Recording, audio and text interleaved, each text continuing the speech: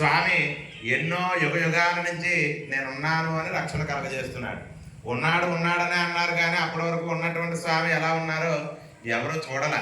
కానీ ప్రహ్లాదుడు ఒక్కసారి ప్రార్థన చేయడం ద్వారా ఇందు గలవాడందు లేడని సందేహం వలదు, చక్రి సర్వోపగతుండు, ఎందెందు వెతకు చూసినా అందెందేగలడు అని చెప్పి ఒక్కసారి నృసింహ రూపంలో స్వామివారు స్తంభోద్భవ నారసింహుడిగా లోకానందరికీ దర్శనమిచ్చి అనుగ్రహాన్ని చేసి అఖండమైనటువంటి వాత్సల్యంతో ప్రహ్లాదుని చేరువ చేసుకున్నాడు. అంటే భక్తి అనేటువంటి మార్గం ద్వారా పరమాత్మని చేరుకోవచ్చు అనడానికి ఆదర్శనమే మనందరికీ కూడా ప్రహ్లాదుడి యొక్క జీవన విధానం. అందుకనే జరిగినటువంటి యుగములన్నింటిలో కూడా యజ్ఞములు చేయడం ద్వారా, వేదములు చదవడం ద్వారా, దాన ధర్మములు ఆచరించడం ద్వారా మాత్రమే మోక్షం కలిగింది, ఉత్తమమైనటువంటి గతులు కలిగాయి. కానీ కలియుగంలో మానవుడికి అంత సమయం లేదు. ఎందుకయ్యా అంటే మానవులందరూ కూడా కలియుగంలో పాపభూయిష్ఠులై ఉంటారు అని చెప్పారు. అంటే జరిగినటువంటి యుగములు అన్నిటినీ కూడా పరిశీలన చేస్తూ వస్తే జరిగేటువంటి యుగంలో ధర్మము చాలా తక్కువగా ఉండి అధర్మము చాలా అధికంగా జరిగేటువంటి యుగం ఈ కలియుగం. అంటే ధర్మ కార్యములు, ధర్మ పురుషులు తక్కువగా కనపడతారన్నమాట. అటువంటి యుగంలో మానవుడికి చాలా విశేషమైనటువంటి మార్గములు ఉంటాయి. ఏంటి అంటే అత్యంత త్వరిత కాలంలో భగవంతుడి యొక్క అనుగ్రహాన్ని పొందేటువంటి మోక్ష మార్గంలో ప్రయాణించేటువంటి మార్గాన్ని చూపించినటువంటి యుగమే ఈ కలియుగం. ఏంటి యుగము అంటే కలిపురుషుడి ప్రభావంతో ఉండేటువంటి యుగం. సమయం చాలా ఉంటుంది, కానీ ఆ సమయాన్ని భగవత్ కైంకర్యం కోసం, భగవన్నామం పలకడం కోసం వెచ్చించడానికి ఎవరికి కూడా సమయం ఉండదు. ఎందుకంటే కలిపురుషుడి యొక్క ప్రభావం అంత విశేషంగా అందరిపైన కూడా మాయా అనేటువంటి తెరను కప్పి ఉంచుతుంది. అలా ఉన్నటువంటి కలియుగంలో ఎవరైతే క్షణకాలం పరమాత్మని ఆర్తా విషన్నా శిథిలాశ్చవీత ఘోరేషువ్యాయుష్యవర్తమాన సంకీర్చ నారాయణ శబ్దమాత్రం విముక్తి దుఃఖ సుఖనో భవంతు. నారాయణ గోవింద అనేటువంటి నామాన్ని ఎవరైతే భక్తితో జపిస్తారో వారికి కలియుగంలో త్వరితగతిన మోక్షం ప్రాప్తిస్తుంది. కనుక అటువంటి దివ్యమైనటువంటి గోవింద అనేటువంటి నామాన్ని ఆ గోవర్ధనగిరిని ఎత్తినటువంటి స్వామి చాలా శ్రమించి సంపాదించుకున్నటువంటి నామం. అందుకనే ఎక్కడున్నా స్వామిని ఒక్కసారి గోవింద అనగానే స్వామి ఏడుకొండలు దిగి వస్తారట మనందరి కోసం. అంతటి విశేషమైనటువంటి వాత్సల్య కరుణాసాగరుడైనటువంటి స్వామి గజేంద్రుడిని రక్ష చేశారట. అంటే అప్పటి వరకు కూడా గజేంద్రుడు చాలా ప్రయత్నం చేశారు, విడిపించుకుందాం, ముసలి దగ్గర నుంచి బయటపడదాం, ఎలా అయినా ఈ కొల నుంచి బయటపడదామని చెప్పి స్వామి ఎన్నో లీలలతో గజేంద్రుడు కూడా మాయలో ఉండిపోయాడు. నన్ను కాపాడడానికి భగవంతుడు వస్తాడా అనుకున్నాడు అప్పటి వరకు కూడా. కానీ ఆ భగవంతుడిని స్మరిస్తే కదా ఆయన వస్తాడు. పాండవులు ఏమనుకున్నారు?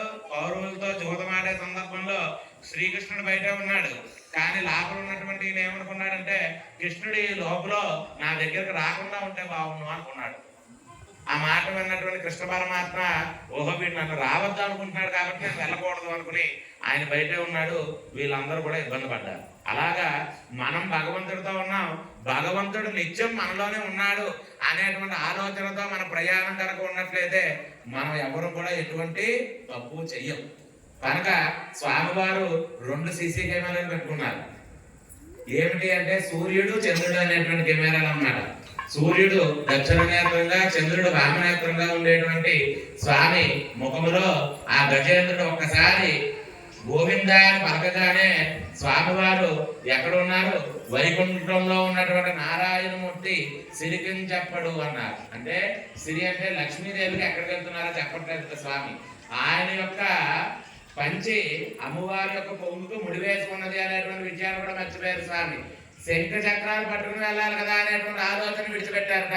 స్వామివారి వాహనమైనటువంటి గరుడ వాహనాన్ని అధిరోహించాలి అనేటువంటి ఆలోచన లేదుట స్వామికి.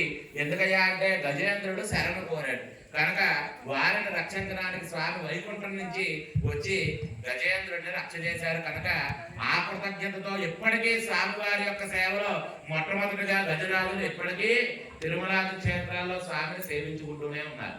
వీరందరినీ కూడా నిత్యానుపాయనులు అంటారు. అలా మనందరం కూడా స్వామివారికి శరణాగతి చేయాలి. అంటే రామచంద్రమూర్తిని ఆంజనేయ స్వామి వారు ఏ విధంగా అయితే శరణు కోరారు, శరణు కోరాడు.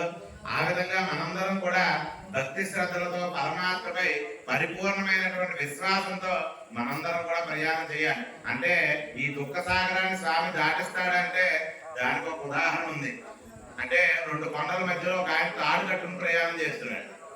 ఏంటి ఆ ప్రయాణం అంటే ఆయన ఎలా అయినా దాటాలి అనుకున్నాడు, దాటడానికి ప్రయత్నం చేస్తున్నాడు. కింద ఉన్నటువంటి మనందరం కూడా ఏం చేస్తున్నాం అంటే పైన వాడి ప్రయాణాన్ని చూస్తున్నాం అన్నమాట. అందరూ ఆనందంగా బాగా దాటుతున్నాడు అని తప్పట్టు కొట్టారు. సరే అటువైపు నుంచి ఇటువైపు కొండకు వచ్చాడు జాగ్రత్తగా. అటువైపు కొండకు వెళ్ళిపోయాక అన్నాడు ఈయన, ఏమయ్యా నేను అందరూ కూడా దాటగలను అని చెప్పి అనుకున్నారు కదా, ఇప్పుడు ఇటువైపు నుంచి అటువైపు కూడా వెళ్ళగలనా అని చెప్పి అడిగారు. అడగగానే అటు నుంచి ఇటు వచ్చిన వాడు ఇటు నుంచి అటు ఎందుకు వెళ్ళలేవు, ఖచ్చితంగా వెళ్ళగలవు అన్నారు. అయితే మీరందరూ ఇప్పటి వరకు కేరంతరంతో టపట్టు కొట్టారు కదా, మీరు నన్ను బాగా నమ్మినటువంటి వాడు వచ్చి నా భుజాల మీద కూర్చోండి, ఇటు నుంచి అటు తీసుకెళ్తాను అన్నాడు. అనగానే అప్పటి వరకు ఎగిరి గంతులేసి గట్టిగా ఇచ్చిన వాళ్ళందరూ కూడా కింద కూర్చుండిపోయారు, ఎవరు మేము రాము అని. అంటే వారందరికీ ఏముందండి, నమ్మకం ఉంది, వాడు దాడతాడు అనే నమ్మకం ఉంది. కానీ ఎవరికి కూడా విశ్వాసం లేదనమాట. ఎప్పుడైతే విశ్వాసం ఉన్నదో వారు ఖచ్చితంగా మాతా నృసింహస్య పితా